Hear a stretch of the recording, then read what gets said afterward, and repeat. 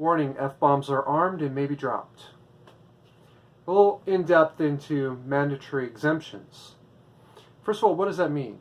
Well, what it means is people on this list are actually prohibited from carrying because of the reasons on the list, and a judge somewhere has actually sat down and said, heard the story, the evidence, the arguments, the whatever, and said, you know what,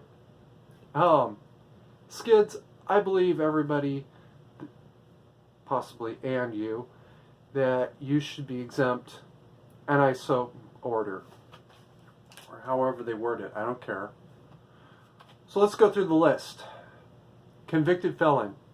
Somebody who is convicted of a felony, because that's the law in at least 40 of the states already. So I'm not even sure why I need to explain this, but some people don't fucking get it. Hold me to this. There is a second part to that. Drug abuser. That means somebody who has been convicted of a crime where the sentence has been suspended because drugs are considered a factor. Somebody who has voluntarily committed to an outpatient drug treatment or inpatient alcohol treatment. Or someone who has been given alternative sentencing in drug court. All right. These are people that have, first of all, much bigger issues on their hands. They have a drug addiction. They need to deal with that. And second of all, they're already dealing with whatever it was that led them there. All right? Also, and this is very simple, drugs and alcohol affect your judgment. Okay. Mentally impaired. Now, generally speaking, this means somebody with an IQ of 80 or below. Under a contested exemption, somebody with an IQ possibly far above 80, 270, I think is the current world record, might get an exemption because they're kind of a dumbass. The sort of guy that actually sits there and flips around with the cylinder on the gun and then closes it and clicks it. They don't get it. This thing is dangerous. Now, for this kind of contested exemption, whoever is contesting has to go into the courtroom and say, my friend Skids is a danger to himself and others. He doesn't get it. And they have to be able to articulate to the judge why they think their friend Skids is a danger to themselves and others. Good luck. And yes, I do know that there are people like that out there. I've worked with some of them. Psychologically incompetent. Is unable to assist themselves at trial. That's the standard. Physically disabled. This one would require a doctor to actually sign a piece of paper saying, my patient Skids has no arms. He uses prosthetics, of course, but you can't pick up a gun with a prosthetic. Not effectively, not with prosthetics at our current level at least. Now this is a sworn statement, so that doctor is risking his reputation, which he may or may not care about, his license, which he probably will care about, his freedom, which he will care about, and possibly even his life, which he will care about very greatly. This is a sworn statement. This isn't just a general opinion. This isn't work product. This is a sworn statement, just as serious as if you were testifying in court, which also you may have to. Indigent. Now, indigent under this means homeless. Homeless people can't get a background check or can't get effective background check.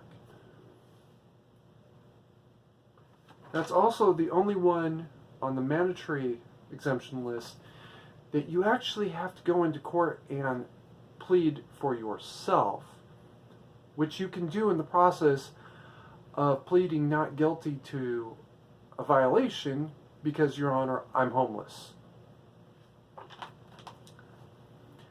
Membership in a violent political organization, aka the Antifa exemption. Okay, this is one that really has me angry.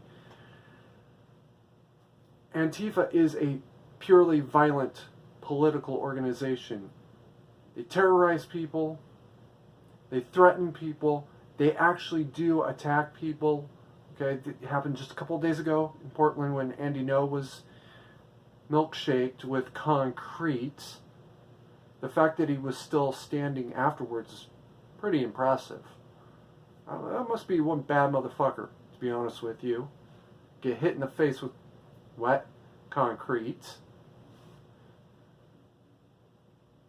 Yeah, they'd be exempt. And by the way, it's not just the guy that threw the concrete. It's not just the guy with the silly string. It's not just the bitch that came up and tapped him on the back of the head with what looked like brass knuckles. May not have been, or not brass knuckles. Those plastic reinforced gloves. It's also everyone in that crowd because they were all participating in this violent political protest. It also means anyone attempting to prevent public officials from the execution of their duties, anyone who stops or attempts to stop traffic, and anyone who intimidates or attempts to intimidate persons engaged in peaceful assembly for the purpose of voting or speech. And yes, I do mean BAM and BLM. I also mean actual neo-Nazis, because that's a real thing. The KKK, because that's strangely still a thing. 2019, dude. Get over it. You guys are old. What was the other one? Doesn't matter right now. They're all basically the same thing anyway. If you attempt to suppress people's right to speak, or to vote, or to peaceably assemble, by violent means, by blocking traffic, or by intimidation, you're exempt. And the very interesting thing about this, and I'm looking over this list myself, all of these you could apply to a judge, same judge, different judge, doesn't matter, who gave you your original exemption and say, Your Honor, I'm better now. You know, I've miraculously grown new arms, or maybe prosthetics have improved. Or I got hit in the back of the head and totally Kelly Bundy-like suddenly got smart again. Or, yeah, Your Honor, yeah, I used to hear voices, but I'm on a new drug regimen. I'm not hearing the voices and I'm not having the side effects. Convicted felon, you know, Your Honor, yeah, I beat a man really badly 15 years ago. I did 5 years for it. I've been a model citizen ever since. I've been a perfect angel ever since. Indigent, I'm there. I was indigent. And I really hated putting that one on there because I was homeless at the time. But I recognized the necessity of it. Oh, and drug abuser. Drug abuser is the only one that has an automatic reversal. Upon release from your program, your duty to keep and bear is restored. Your exemption is reversed. The rest of them, you can apply for an exemption reversal. But membership in a violent political organization, that one is not reversible. Once you get that, you're done for life. In fact, that is the only one that is not reversible on the entire list of, I think it's 13 exemptions. That is the only one that once you get it, you got it for life. The only way to reverse an exemption for membership in a violent political organization is to actually go back and have that conviction reversed for cause. And then all you're dealing with is a felony, but that judge will go back and say, you know what? This guy really did participate in that rally. He may not have been a member of Antifa, but he was siding with them. And no, I'm not restoring your duty to keep and bear arms. And you are still exempt. Get out of my courtroom. And that's the judge's prerogative. I will stand by them.